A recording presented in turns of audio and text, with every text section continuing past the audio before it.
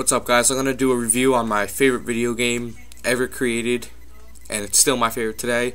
It's called Donkey Kong Country 2 for the Super Nintendo. Take a look. Going old school here. I'm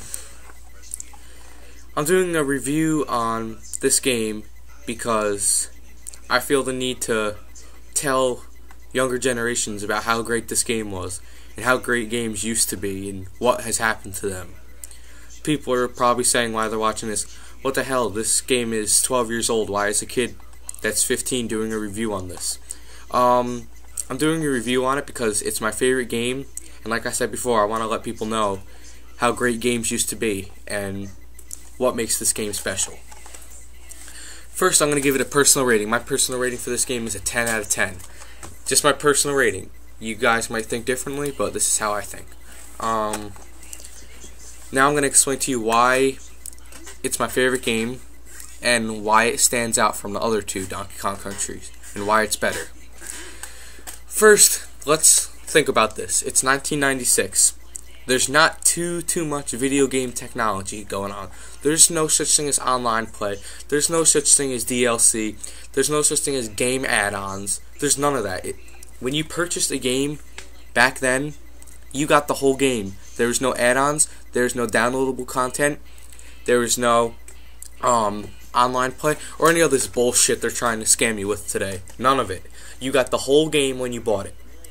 So it's 1996, and people are gonna say, "Oh, this game sucks. The graphics suck." That's what a typical 10 or 11-year-olds would say if they picked up this game. "Oh, this game sucks. Halo is much better. Call of Duty. Oh my God, Call of Duty's amazing." No, shut the fuck up. This game's graphics, considering the time it was made, are absolutely amazing. Some of the colors they used in this game, some of the backgrounds they used in this game, just the movement of the characters and everything. Just everything was great about it. I mean, there's some things that when you're playing the game you don't even notice. Like when you're playing in the lava world, when you, like, let's say there's like an enemy and you hit it off, when it falls into the lava it smokes up. You don't notice that when you're playing. So there's a bunch of little things that you don't notice like that when you're playing. The plot of this game was pretty cool too, except from the other two Donkey Kong Countries. You know, the first Donkey Kong Country was placed in a jungle, kind of boring, all the way through. There's no plot to it whatsoever. He was just trying to get back his fucking bananas. We don't care about your fucking bananas, Donkey Kong. Shut the fuck up. The third one, I don't know what was going on. I remember I was dying to get that game because I had just beaten this one. I'm like, oh my God, this game is amazing. This third one's going to be just as good. No way. No shot. That game sucked. Donkey Kong Country 3 sucked. It had really no plot to it. They added a fucking baby to it. What the hell? A fucking baby? No one wants to play with a fucking baby on Donkey Kong. It's Donkey Kong, not fucking Kiddy Kong shit. But anyways, the plot in this game was Dixie and Diddy were trying to go through the pirate-themed island to get Donkey Kong that K. Rool had captured and brought to the sky in his little spaceship or something. So throughout the game, it's pirate themed. Everywhere you go, there's some kind of pirate theming going on. All the enemies have like peg legs and shit, bandanas and everything. It's cool. It sets a mood and everything. It was a fun game. It made it fun. It had a theme to it. It had a plot to it, and there was something to do when you were playing it. And that's another reason why I like this game. Another thing that I liked about this game was the challenge. Oh my God. I've ripped out plenty of hairs trying to play this game as a young kid. I remember when I was 12, no, not 12, I was like 9 or 10, and I'm sitting downstairs in my basement on my big ass ProScan TV, sitting on a fucking wooden chair trying to beat this. And I was on the level with the spider, the web woods. I mean, I love the music in that level, but come on, people, the spider was ridiculous. It was hard. All the freaking bumblebees and stuff coming at you, the birds, it was ridiculous. And I'd get so mad, and I'd start crying and everything. I'd start throwing my remote, the freaking controller everywhere.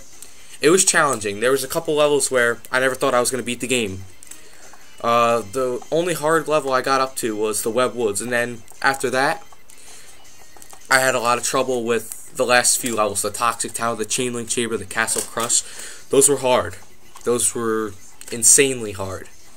And that's what I liked about it, because it wasn't just like the first one. The first one I can beat in like an hour. It's nothing. It's boring.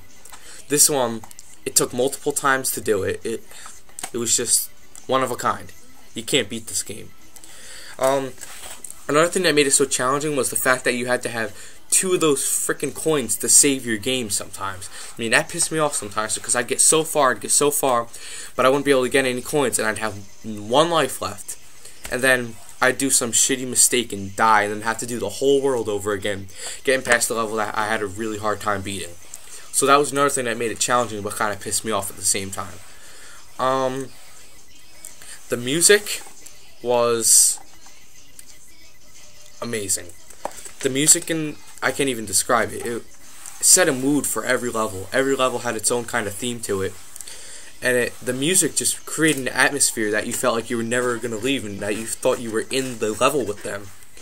Sometimes I would just pause the game and listen to the music for 20 minutes and then look at the clock and be like, holy shit, 20 minutes just passed. It's ridiculous. The music I still like to listen to today. I search it on YouTube. I type in the level and I get the music right there. So thank you, people, for uploading it, who you did. Another thing I forgot to bring up about the challenge is the bosses. The first boss, piece of cake. After that, they were all hard as hell. The one with the sword in the lava, that gave me a hard time for quite a while. Then how about the bumblebee? Oh my god.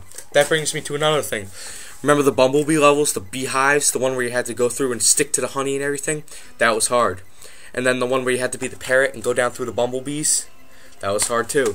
See, this game has a lot of things that I still remember after all this. And that leads me to my next point to tell you why I still remember this game today. I remember this game today because of its good graphics, considering the time we were in, the outstanding plot, the challenge, the great music, and just all the good times I had trying to beat this game. And it's sad because they don't make games like these anymore. They don't. All these kids talk about is, oh, I'm gonna go play Call of Duty online, and oh, I'm gonna go play Halo 3. Who cares about Halo? Who cares about Call of Duty? Those games are shit. All games today are shit. That's why I still play my Super Nintendo. You know, games today, you gotta kill people, you shoot people, they're bloody, they're gory. You gotta go steal hookers and shit, you gotta go fuck them in your van. They're not fun, they're just stupid. And it's sad because it's polluting the minds of young kids trying to play a decent video game.